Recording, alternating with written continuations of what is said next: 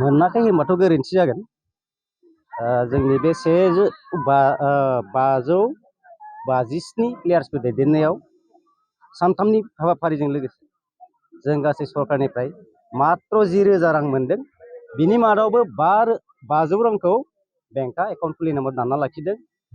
बे 9,500 रांजों बे सानथामनि हाबाफारि इमानखिनि प्लेयार्स बेखौ सामलायनायाव जोबोद रोजा रोजा खस्थ'नि गेजेरजों भुगिनो गोनां जादों।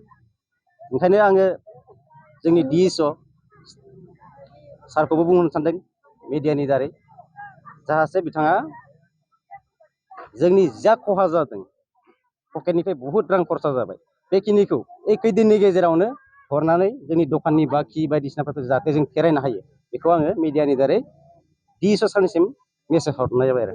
नेक्स्ट बाराव जायोबा बेफोरबायदि खम बाजेटनि सायाव खुंनायखौ मा बुंनो सानो? बे बारनिफ्रायथ' खोमा खेबखाबाय खुनु पथे जों आरो नेक्स्ट बाराव बेबायदि प्रग्राम बेखिनि रांजों खम बाजेटजों खुंनो हाया। खारन बे प्रेक्टिकेलि फार्स्ट टाइम जों मोनबाय। मानो होनोबा रावबोथ' गावनि खहा जानायखौ मोजां मोना सरकारनि खामानि मावनायनि बेलायाव।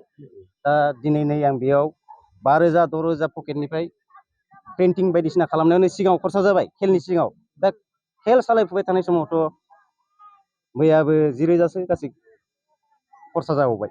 अब्ला गासै जोङो कमिटिया अर्गेनाइज कमिटिया 15,000सो माइनास पकेटनिफ्राय रां खरसा खालामनानै बे प्रग्रामखौ खुंफुंनाय जादों। बेयाव पन्चायतनि आन्दाराव फैनाय हिसाबै पन्चायत प्रेसिडेन्टआ माबाफोर एसे बुंनो?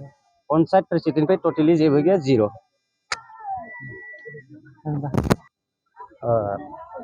थांनाय 1 दान आगोलनिफ्रायनो आसाम सरकारा खेल महारान मुंनि मोनसे स्किमखौ आखायाव लादों।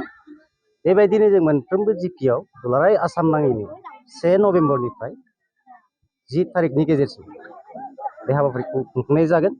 दा बेयाव जोंनि सनापुर जिपिआ खेल महाराननि खुंफुंथाय नैथि सानखौ दिनै फुटबल बादायलायनायाव होनाय जादों आरो गाबोन जोङो थामथि बादायनाय माने गाबोन जोबथा, बेयाव जोङो काबादि आरो भलिबलखौ लानाय जागोन। बेयाव गेलेनाय बादायलायनायखौ बेयाव देरहाबा माबाफोर बेयाव थांखि दङ नामा? बेखौ थोंजोङै आसाम सरकारनिफ्राय जों मोननाय गाइडलाइन बायदिब्ला बेयाव जायफोरा देरहागोन मोनफ्रोमबो इभेन्टनि सायाव जोङो एथलेटिक्सआव 3 खरै सायख'नानै जानो गोनां LAC नि आन्दाराव जिथु बादायनाय जागोन बेयाव जोङो दैथायहरगोन। बेनिफ्राय देरहानानै थांनाय सात्र बेयावहाय देरहानानै थांनाय माखासे सात्रफोरखौ माबाफोर बेनिफ्राय दान बान्था माबाफोर होगोन? जोंनि बे जिपिनि लेभेलाव जिथु खेल जागासिनो दा खेल महारान, बेयाव दान बान्था बा प्राइजनि जेबो माबा गैया। बिसोरखौ बेयाव जास्ट स्किल टेस्ट लानाय जादों आरो बिसोरो बेयाव जुदि सेलेक्सन जायोब्ला बेखौ LAC लेभेलाव गेलेहोबावगोन, बेयाव टिम हिसाबै गेलेहोगोन। बेनि उनाव बिसोरखौ आरो नेक्स्ट डिस्ट्रिक्ट लेभेलाव गेलेहोनाय जागोन। डिस्ट्रिक्ट लेभेलनि उनाव बेखौ आरो स्टेट लेभेलाव गेलेहोनाय जागोन आरो स्टेट लेभेलाव जायफोरा गेलेनो हागोन बिसोरनि थाखाय दान बान्था मख'नाय जादों आरो आसाम सरकारनिफ्राय। बेनिफ्राय देरहानानै थांनाय माखासे फरायसुला फरायसुलिफ्रा जिहेतु बेलेगाव गेलेहैगोन, गुबुनाव गोजौ लेभेलाव गेलेहैगोन, दा बिथांमोननि थाखाय फ्रि माबा मोनसे जागोन नामा? LAC लेभेलसिमथ' दासिम गाइडलाइन गैया। डिस्ट्रिक्ट लेभेलनि थाखाय बिसोरनि थांनाय फैनाय बिनि सुबिदाखौ होगोन होननानै दासिम बुंना दोनदों, नाथाय खुनु फाइनाल लिस्ट बिदि होनाय जायाखै, डिक्लेयार गैया।